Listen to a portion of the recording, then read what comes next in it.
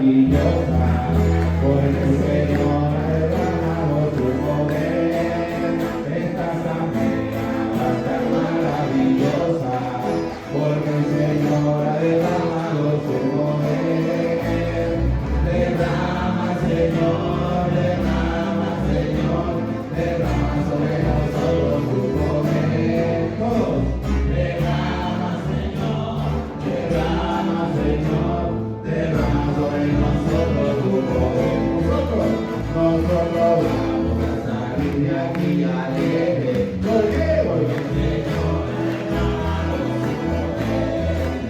Nosotros vamos a salir de aquí alegres, porque el Señor ha derramado su poder. Y dice, derrama, Señor, derrama, Señor, derrama sobre nosotros tu poder.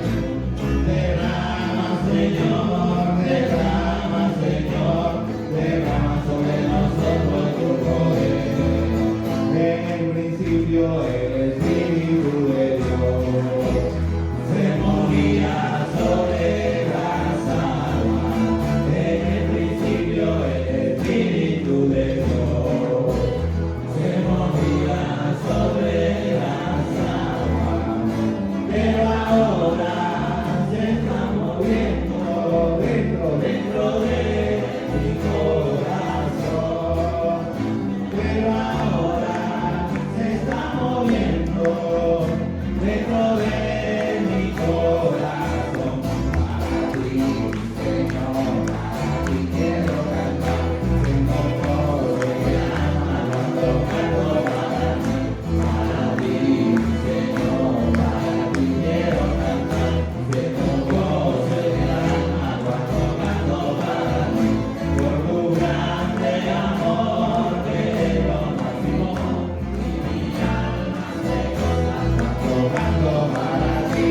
Por tu grande amor que es lo máximo, y mi alma se goza cuando canto para ti.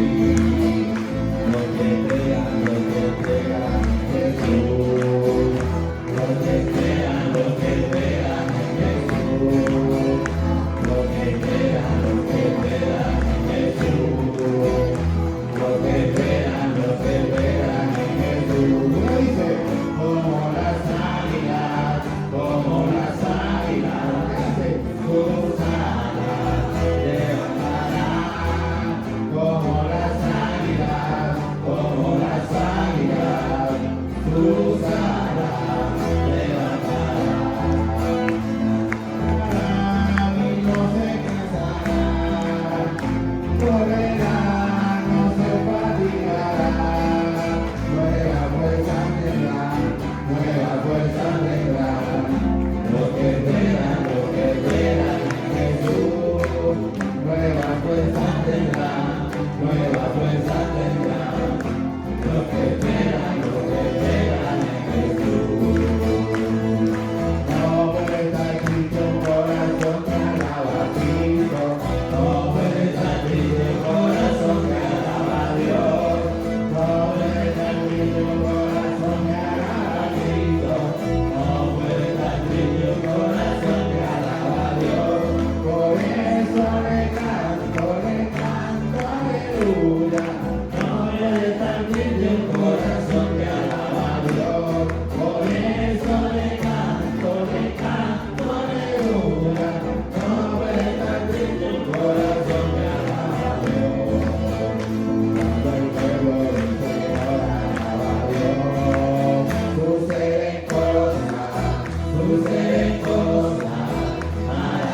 maravillosas. Cuando el pueblo del Señor alaba a Dios, suceden cosas maravillosas. Hay sanación, liberación, y se siente la presencia del Señor. Hay sanación, liberación, y se siente la presencia del Señor. Aquí se siente la presencia de Dios. Aquí se siente la presencia de Dios.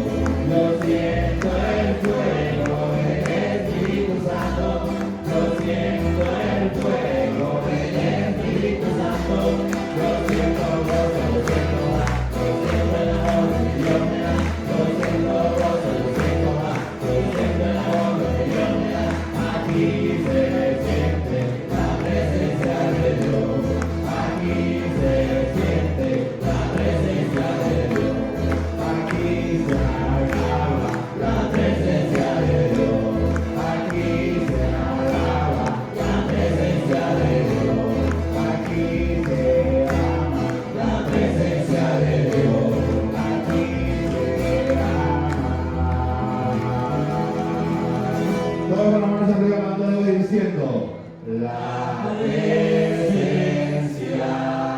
de Dios.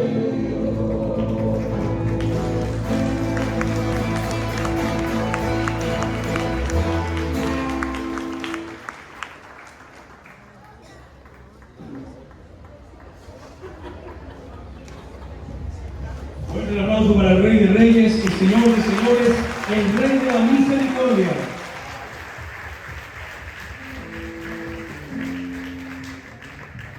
Bien, mis queridos hijos, en un primer bloque, en una primera meditación, y sobre todo para aquellos hermanos que se han venido incorporando, tratábamos acerca del reconocimiento de Dios, no como un juez implacable, sino como el Rey de la Misericordia, y lo hacíamos basados sobre todo en la perícopa, la parábola de el Hijo Pródigo o el Padre Misericordioso, cómo Dios manifiesta su amor, cómo Dios manifiesta su misericordia. Decíamos que nos identificamos muchas veces con ese hijo menor que de alguna u otra forma siente que su padre coarta su libertad, va a buscar nuevos rumbos que no lo llevan a nada bueno, sino que por el contrario despilfarra lo que tiene y luego toma conciencia de lo que ha perdido, y no solamente reflexiona acerca de su error y lo hace con humildad, sino que además retorna a casa. Con respecto al padre, decíamos que respeta la libertad del hijo, aun cuando intuye que no le va a ir bien lejos de casa, y cuando regresa, lejos de reprocharle, lo abraza con cariño, hace una gran fiesta y le devuelve su dignidad como hijo. Y luego también con respecto al hijo mayor, hacíamos referencia que así como el hijo mayor en líneas generales no se sentía hijo, sino siervo, nosotros tenemos que darnos cuenta de que el Señor nos llama a su amistad, así como también se lo dijo a los apóstoles: a ustedes ya no les llamo siervos, porque el siervo no sabe lo que hace su Señor, a ustedes los llamo amigos. Visto ese panorama de la misericordia del Señor que se derrama en cada uno de nosotros, ahora vamos a reflexionar acerca de dos, perdón si el término no abarca la grandeza de lo que quiero expresar, dos instrumentos que nos regala el Señor acerca de esa misericordia, y tiene que ver con el sacramento de la confesión y el sacramento de la Eucaristía. Y el texto que se me propone para acompañar este momento es Isaías 1:18. Isaías 1:18 dice: Yahvé les dice: vengan para que arreglemos cuentas. Aunque sus pecados sean colorados, quedarán blancos como la nieve. Aunque sean rojos como púrpura, se volverán como lana blanca. Repito, Yahvé les dice: vengan para que arreglemos cuentas. Aunque sus pecados sean colorados, quedarán blancos como la nieve. Aunque sean rojos como púrpura, se volverán como lana blanca. Palabra de Dios. Queridos hijos, hace apenas una semana estábamos celebrando la Semana Mayor, la semana donde de alguna u otra forma se encierran los principales misterios de nuestra fe: la pasión, muerte y sobre todo la triunfante resurrección de nuestro Señor Jesucristo, basados en esa palabra de Pablo en la primera carta a los Corintios: si Cristo no resucitó, vana sería nuestra fe. Quiere decir que la resurrección renueva el enfoque de toda nuestra vida. Ciertamente que los problemas siempre van a estar allí, me sigue doliendo la pierna, no tengo luz en mi casa, los churupos no me alcanzan, el vecino me sigue colocando la basura en la puerta de mi casa, pero el modo de afrontar esas dificultades y esos problemas cambian de acuerdo a mi fe, porque justamente la resurrección me da la esperanza y la fortaleza de afrontar esas dificultades y esos problemas de la mejor manera posible. Y para llegar a celebrar la Pascua dignamente, la Iglesia nos ha regalado el tiempo de la Cuaresma, un bloque de 40 días basados en esos 40 años que estuvo Israel por el desierto e incluso esos 40 días que estuvo Jesús antes de comenzar su predicación, su vida pública, discerniendo como ser humano su misión aquí en la tierra. Entonces la Iglesia nos ha regalado ese bloque de 40 días para acercarnos más al Señor y para convertir nuestros corazones, para crecer en 3 actitudes fundamentales que ocupan un lugar importante en nuestra vida, en nuestra fe y en nuestra espiritualidad, como lo es la oración, la penitencia y la práctica de las buenas obras para con el prójimo. Pero por si fuera poco, no solamente la Iglesia nos ha regalado estos 40 días de reflexión interior, de acercamiento al Señor y de conversión, sino que además en plena octava de Pascua todavía se nos invita a acercarnos a la misericordia del Señor, que es infinita. Vamos a llamarlo así. La Iglesia, que es madre y maestra, nos da una especie de prórroga, de manera que si durante esos 40 días quedó por allí algún cabito suelto, una patica medio chueca, todavía tengamos la oportunidad de enmendar nuestros corazones, y especialmente con el sacramento de la confesión, el cual debemos recordar, porque también incluso personas que se dicen católicas han querido desvirtuar este sacramento. Y lo primero que hay que decir con respecto al sacramento de la confesión es que tiene un fundamento bíblico. No es un invento de la Iglesia, no es un invento de un ser humano cualquiera, sino que el mismo Jesús lo instituye. Les recuerdo en el capítulo 20 de San Juan, cuando el Señor se presenta a sus discípulos, se les presenta vivo, resucitado, y después de desearles la paz, sopla sobre ellos, insufla sobre ellos, les da su aliento y les dice: reciban el Espíritu Santo. A quienes les perdonen los pecados, les quedan perdonados, y a quienes se los retengan, les quedan retenidos. El Señor da su autoridad a la Iglesia en la persona de los apóstoles para el perdón de los pecados. Entonces, cuando la gente dice: yo me confieso con una mata de mango, disculpe amigo, la mata de mango no recibió el poder de perdonar pecados, como sí lo hicieron los sacerdotes a través de la sucesión apostólica. No es que yo me confieso directamente con Dios, no amigo, no amiga. Si no fuese un sacramento importante, el Señor no lo hubiese instituido. Si Él hubiese querido retener para sí el perdón de los pecados, lo hubiese hecho. Por algo instituyó este sacramento en un día tan importante como el día de la resurrección, de manera que a través de la mediación humana podamos recibir el perdón y la paz con gestos humanos, con palabras humanas. ¿Cuántas veces no hemos escuchado por allí yo? Y bueno, quizás en algún momento hasta lo hemos dicho.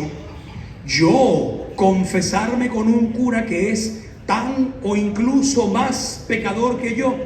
Justamente, les decía hace unos instantes, recordemos que los criterios de Dios no son nuestros criterios. Y ciertamente no tiene mucha lógica que yo desnude mi corazón frente a una persona, frente a un desconocido o conocido, y le cuente todo lo que me pasa y le abra hasta las compuertas más oscuras de mi corazón, mis peores miserias. Eso humanamente da pena. Pero creo que a todos nos ha pasado que cuando vamos al médico y dice, bueno, quítese la ropa, a uno no le gusta, pero hay que quitarse la ropa porque el médico necesita examinar cuál es el problema para poder corregir dicho problema. Igual pasa en el sacramento de la confesión. Tenemos que desnudar nuestra alma, tenemos que desnudar nuestro corazón frente a ese instrumento de Dios. Recuerda que no es el sacerdote, no es Padre Vicente, no es Padre Clemente quien te está perdonando directamente, es Dios a través de ese instrumento. Y fíjense qué cosa tan bonita. No sé si recuerdan el momento de la pasión, cuando el Señor dice: si mi Padre hubiese querido, hubiese enviado una legión de ángeles a liberarme de esta pasión, pero conviene que las cosas transcurran así. Igual podemos decirlo con respecto al sacramento de la confesión. Si el Señor lo hubiese establecido así, hubiese enviado una legión de ángeles para que todos nosotros nos confesáramos con los ángeles y recibir el perdón a través de los ángeles. Pero en la pedagogía del Señor, en el modo de actuar y de enseñar del Señor, Él comprende que solamente un ser pecador como Vicente y como yo y como mis hermanos sacerdotes, que hemos sentido en carne propia el dolor y la frustración del pecado, podemos comprender a otro pecador. Entonces ahí se juntan, diríamos en criollo, el hambre y las ganas de comer, el amor misericordioso del Señor, el poder del Señor y la miseria humana. Entonces Dios, basándose en la pequeñez y en la miseria humana, nos da el perdón y la paz a través del sacramento de la confesión. Entonces, insisto, no es un invento de un ser humano cualquiera. Un día un papa se levantó y dijo: a partir de ahora todo el mundo se confiesa. No, el mismo Jesús: reciban el Espíritu Santo. A quienes les perdonen los pecados, les quedan perdonados, y a quienes no se los perdonen, les quedan sin perdonar. Y, como les decía hace unos instantes, ese perdón del Señor, esa gracia divina, no es algo abstracto, sino que se concreta en el instrumento humano como lo es el sacerdote. Y un aspecto que no podemos olvidar del sacramento de la confesión es su dimensión social, su dimensión comunitaria, porque ciertamente el pecado lo cometemos nosotros personalmente, como decíamos hace rato, sin culpar al otro. Fui yo quien le embarré, fui yo quien le di la espalda al Señor, fui yo quien traicionó la confianza del Señor. Pero todo pecado, por muy íntimo que sea, tiene una dimensión social. El pecado no solamente rompe nuestra comunión con Dios y nos aleja de la gracia divina, sino que también rompe la comunión con el hermano. En la iglesia primitiva, que no se conocía la confesión como la conocemos hoy día, ha ido evolucionando. Cuando alguien pecaba públicamente, cuando era reconocido como un pecador público, se le apartaba incluso de la comunidad. Entonces, el pecado tiene una dimensión social. Y nosotros, cuando recibimos el sacramento de la confesión, no solamente volvemos a la amistad con Dios, sino que también volvemos a la comunión eclesial. Recordemos que comunión es unión en común. En este caso, comunión con Dios, comunión con el hermano. Y por si fuera poco, no solamente recibimos el perdón y la gracia de Dios, No solamente nos sentimos comprendidos por aquel que es pecador como nosotros y que en el nombre del Señor nos perdona. No solamente somos reinsertados en la vida de la iglesia, sino que además analicemos que la confesión tiene una función terapéutica. No sé si alguna vez se han detenido a pensar en esto. La confesión no solamente es un acto espiritual, no solamente es un acto sobrenatural en el cual recibimos el perdón del Señor y de qué manera, sino que además tiene esa función terapéutica. Hoy día los consultorios de los psicólogos están abarrotados porque la gente está ávida de ser escuchada. Y sobre todo en una sociedad como la nuestra, la caraqueña, donde siempre estamos corriendo en contra del reloj, donde estamos todos estresados porque el jefe es impertinente, por el tráfico, por la inseguridad, porque el dinero no me alcanza, porque tengo a mi mamá enferma, porque esta persona me tiene obstinado por tal o cual circunstancia. Entonces siempre estamos como corriendo y tenemos pocos momentos de comunicación asertiva, el poder conversar, el poder acercarnos a una persona y sentirnos comprendidos. Porque hoy día, y sobre todo en este mundo donde quizás ya las personas de nuestra edad no tanto, pero los más chamos están pegados a una pantalla, alienándose de la realidad, se cae el mundo a su alrededor. Ellos están pendientes de TikTok, de Facebook, de Instagram, de Snapchat y de cuanta red social aparezca por allí. Entonces la comunicación verbal se hace cada vez más difícil y hay muchas personas que oyen pero que no escuchan. Entonces, qué bonito sentirnos comprendidos, qué bonito sentirnos acompañados, qué bonito que en el sacramento de la confesión podamos soltar, perdón por la expresión, ese gran barril de caca que oprime nuestros corazones, esa especie de 10 sacos de cemento que tenemos encima, que cuando llegamos al confesionario, ¡plum!, los botamos. Entonces, fíjense la pedagogía del Señor, como diría una amiga mía de allá de Madre Cabrini, derrocha torrentes de ternura en nosotros, que no solamente nos da el perdón, sino que también nos da la paz. Cuando abrimos nuestro corazón y expulsamos todo aquello que nos oprime.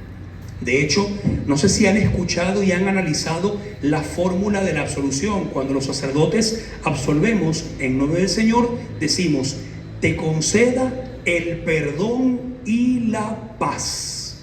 Porque la confesión también tiene esa función terapéutica de poder sentirnos acompañados, de poder sentirnos comprendidos, de recibir consuelo y consejo frente a esa realidad dura que nos oprime y que nos aparta de la presencia de Dios y del hermano. Entonces, ciertamente que en la confesión se da, vamos a llamarlo así, porque de hecho lo es, pero de una forma muy tenue, se da un juicio, pero no es un juicio cualquiera, es un juicio con misericordia, como lo veíamos en el bloque anterior. Ciertamente hay una falta, hay un pecado, vamos a llamarlo así, hay un juicio que se establece en el sacramento de la confesión, pero ciertamente que ese juicio no parte de la equidad, como decíamos al principio, no parte ni siquiera de la justicia, sino que parte de la misericordia. Entonces, qué bonito es que nosotros podamos enamorarnos y enamorar a otros con respecto al sacramento de la confesión, a través de la cual recibimos la gracia divina. Y me gustaría repasar rápidamente eso que aprendimos hace muchos años en el catecismo, pero que todavía adquiere plena vigencia, y son los 5 pasos o los 5 requisitos para una buena confesión. En primer lugar, el examen de conciencia. Como lo decíamos en el bloque anterior, el hijo pródigo reconoció que falló y no culpó a nadie. Yo fallé, yo me fui de casa, yo ofendí a mi padre, yo tengo que volver a casa, ¿ok? Entonces él reconoció su error. También nosotros, a la luz de los 10 mandamientos o de los pecados capitales, yo reconozco con sinceridad en que he fallado al Señor. Y al reconocer esas faltas, me duele haber ofendido a aquel que me ama profundamente. Como también lo decíamos en el bloque anterior, no nos confesamos ni para escapar del castigo del infierno y ni siquiera por el interés de alcanzar el cielo. Nos confesamos porque nos duele haber ofendido al Señor. A veces cuando me toca confesar a los niños que van a hacer la primera comunión, un ejemplo que les pongo es: imagínate que tu papá o con tu mamá con tanto esfuerzo tuvo que trabajar doble para conseguir un dinerito para que tú te compres la merienda del día de hoy. Y en vez de comprarte la merienda, vas y lo gastas en un fuego artificial, o vas y te lo gastas, qué sé yo, en algo superfluo. Estás traicionando la confianza de aquel que se esforzó para que tú comieras bien. Tú dejaste de comer, dejaste de desayunar para gastar eso en algo para lo cual no se te dio. Igual pasa con la gracia divina. Entonces nos duele haber ofendido a Dios. Nos duele haber ofendido la confianza que el Señor tiene para con nosotros. Y en este sentido, una vez que reconocemos que hemos fallado, que nos duele haber ofendido al Señor, damos un paso más, que es el propósito de enmienda. Y era una de las cosas que le alabábamos al hijo pródigo. Lo del hijo pródigo no se quedó en un simple proyecto. Sí, algún día volveré a casa de mi padre. No, se puso en camino. Echó mano de las herramientas que tenía a su alcance para enmendar su error. Entonces, también nosotros, junto con el arrepentimiento, debemos tener el propósito de enmienda. El firme propósito de no volver a caer en ese pecado. Que más adelante, por la debilidad humana, caigamos, eso es harina de otro costal. Pero ya uno va con la mentalidad de: no voy a volver a caer en ese error. Así como los hermanos que padecen algún tipo de vicios. Hoy no bebo, hoy no fumo, por hoy no. Entonces, también nosotros, con nuestro propósito de enmienda, le decimos al Señor: bueno, Señor, voy a hacer el propósito de que por lo menos por hoy no voy a volver a cometer ese error que pretendo confesar. Luego confesamos nuestros pecados sin guardarnos absolutamente nada. Olvidémonos de la pena de robar, y lamentablemente muchos lo hacen. Nosotros, como decíamos hace unos instantes, desnudamos nuestro corazón frente a Jesús en la persona del sacerdote para que esa herida pueda ser sanada, para que esa herida pueda ser curada. Entonces, no nos guardemos absolutamente nada. Si se nos olvida, eso es harina de otro costal, pero no podemos reservar ningún pecado a propósito, porque lamentablemente ese pecado no es perdonado y queda todavía esa mancha en el corazón. Entonces, con la mayor confianza, usted lo dice todo. Porque además, ¿qué no hemos escuchado Vicente y yo en las confesiones? Desde las cosas más abominables. Lo que tú vayas a decir no nos va a escandalizar. Primero, porque somos seres humanos, también pecamos. Y segundo, porque la misma experiencia de tanto celebrar el sacramento ya va creando en uno como una especie de piel dura, así que vente que yo aguanto, ¿ok? Entonces, no nos reservemos absolutamente nada por pena. Así como usted no va con pena al médico y se quita la ropa frente al médico, desnude su alma frente a Dios en la persona del sacerdote para poder recibir bendiciones, para poder recibir perdón, para poder recibir paz. Y por supuesto, cumplir la penitencia, porque hicimos un daño y ese daño tiene que ser resarcido de alguna u otra manera. Ya el sacerdote tendrá, con su experiencia, con lo que ha estudiado y con la gracia del Espíritu Santo, el discernimiento de mandarte una penitencia que tenga que ver con el pecado cometido, para que, aunque sea un poquito, puedas resarcir ese daño que has causado. Entonces, reconocimiento de los pecados, examen de conciencia, dolor de haber ofendido a Dios, propósito de enmienda, confesión de todos los pecados desde tu última confesión bien hecha y cumplir la penitencia.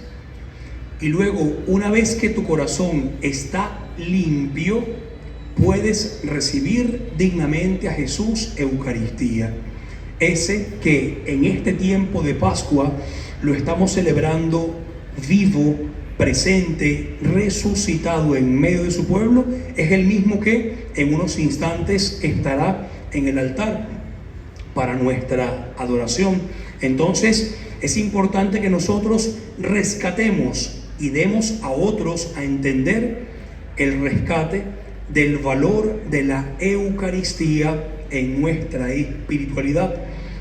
No en vano, uno de los documentos de la Iglesia nos dice que la Eucaristía es centro y culmen de toda la vida cristiana. Repito, centro y culmen de toda la vida cristiana.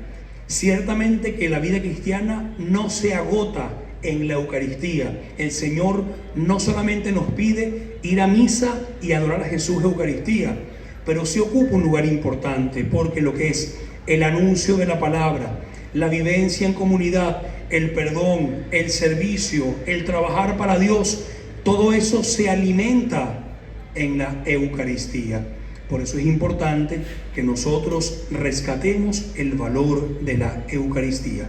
Y fíjense, incluso por los mismos nombres que tiene el sacramento, todos los regalos que nos da el Señor. La palabra Eucaristía proviene del griego eucharistein, que significa acción de gracias. Y cuán necesitados estamos de darle gracias al Señor, porque muchas veces nos quedamos con el vaso medio vacío. Como diría un amigo cuando yo era párroco en Plan de Manzano, a veces chillamos más que un camión de cochinos y estamos todo el tiempo quejándonos, lamentándonos por aquello que no tenemos. Y ciertamente los problemas están allí y no podemos tapar el sol con un dedo. Pero oye, así como tenemos problemas, también tenemos muchas bendiciones.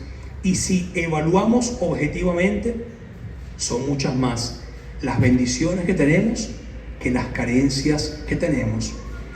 Todos nosotros, si estamos aquí, es porque esta mañana abrimos los ojos. Espero que todos hayamos dicho: gracias, Señor, por el nuevo día.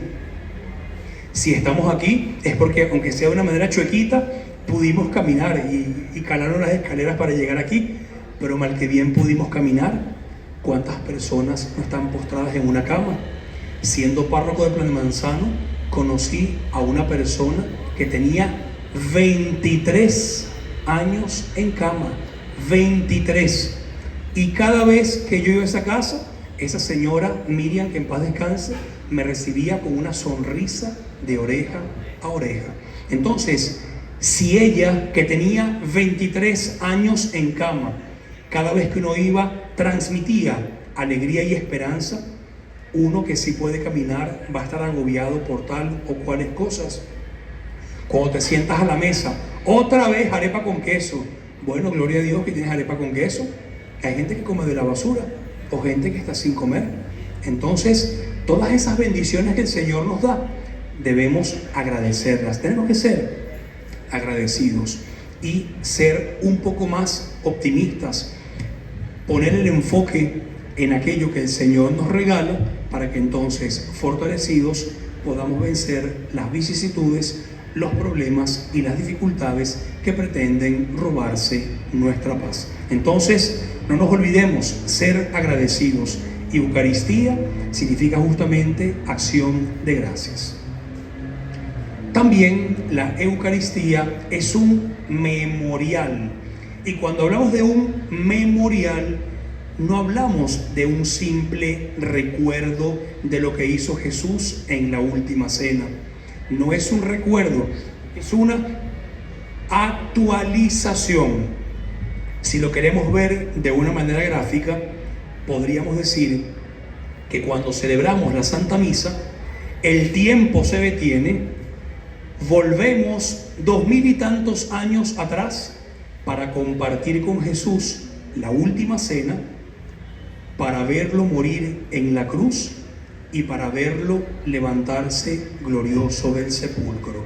Entonces, la Eucaristía no es simplemente un recuerdo, no es un símbolo, sino que es una actualización del misterio pascual que estamos conmemorando en este tiempo de octava de Pascua. Y también la Eucaristía es un signo de comunión, decíamos hace rato, unión en común, porque la Eucaristía nos ata más al Señor y nos ata más hacia nosotros. Fijémonos que la espiritualidad cristiano-católica es distinta a otro tipo de espiritualidades. Pensemos, por ejemplo, en los hinduistas, en los budistas, que mientras más se alejen del mundo material y de las personas, más santos son. Nuestra espiritualidad cristiano-católica no es así. Tiene que ver con Dios y nos exhorta a una cierta penitencia y a un cierto desprendimiento, pero es una espiritualidad comunitaria. Nos hacemos más y mejores santos en la medida en que interactuamos los unos con los otros, a tal punto que, fíjense que de los 10 mandamientos de la ley de Dios, solamente los 3 primeros tienen que ver con nuestra relación directa con Dios, a través de la oración, a través de los sacramentos. Pero del 4 al 10 tienen que ver con Dios en tanto en cuanto nos tratamos los unos a los otros, a nivel familiar, a nivel social, a nivel económico, a nivel sexual, ¿ok? Entonces, los 10 mandamientos, o mejor dicho, del 4 al 10 mandamiento, tiene que ver con el trato que le damos al prójimo. Por eso nos dice el apóstol Pablo, que aquel que, o mejor dicho, dice Jesús en el Evangelio, que si cuando vas a presentar tu ofrenda en el altar, te das cuenta de que tu hermano tiene algo en tu contra, anda, reconcíliate con tu hermano y luego ve al altar y presenta tu ofrenda. La Eucaristía es comunión, es unión en común, no solamente con Dios, sino también con los hermanos. Y por supuesto que es alimento espiritual. Podríamos decir que la Eucaristía es el nuevo maná. Así como el pueblo de Israel en el desierto comió el pan que le caía del cielo, el maná, Cristo en la Eucaristía se convierte para nosotros en nuestro maná. Sabemos que no podemos estar sin comer ni ingerir bebidas durante un tiempo porque nos debilitamos, enfermamos y morimos. Exactamente igual pasa con nuestra vida espiritual. Necesitamos nutrirnos con el pan de la palabra y con el pan de la Eucaristía para estar fortalecidos interiormente y ser instrumentos del bien, instrumentos del reino de los cielos.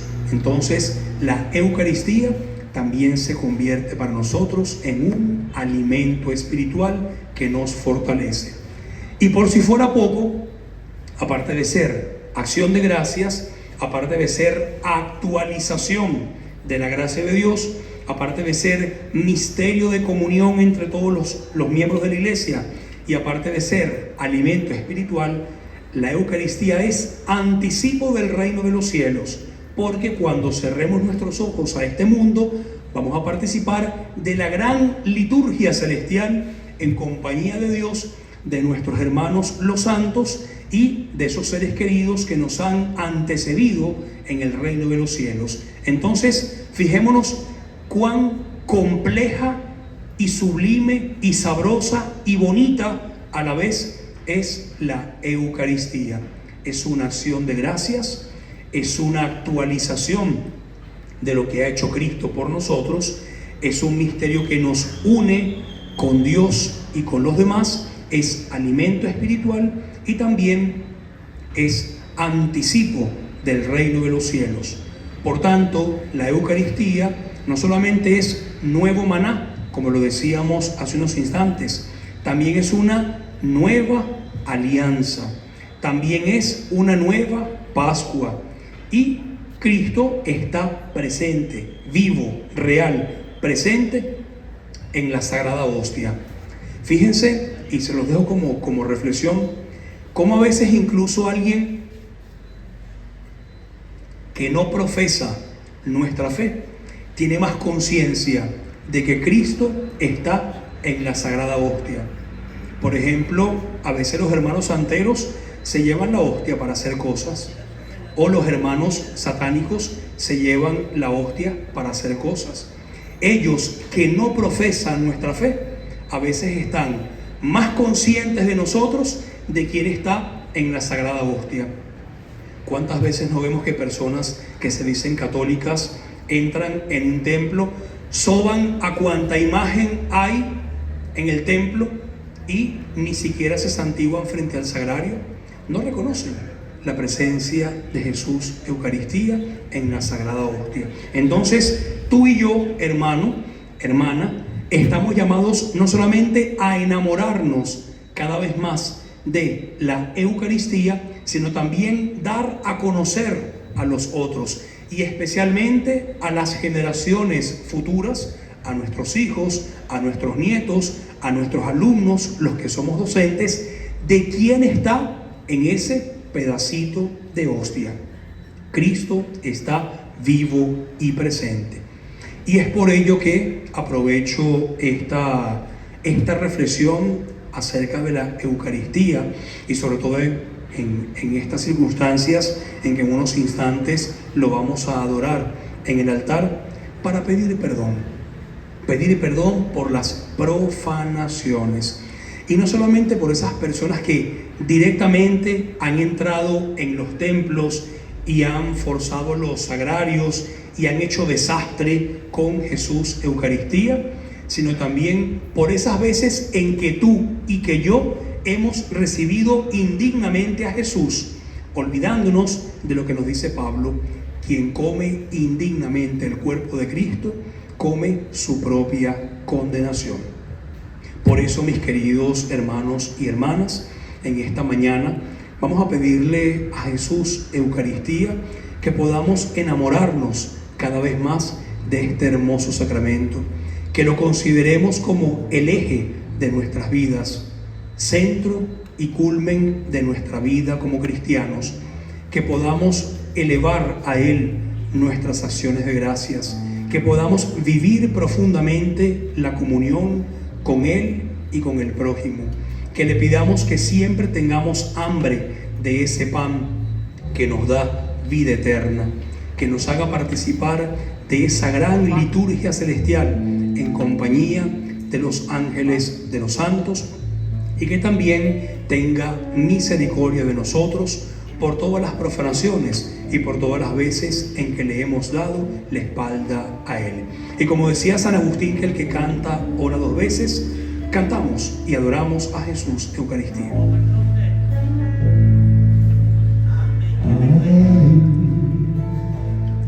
En la Eucaristía está tu presencia, Señor.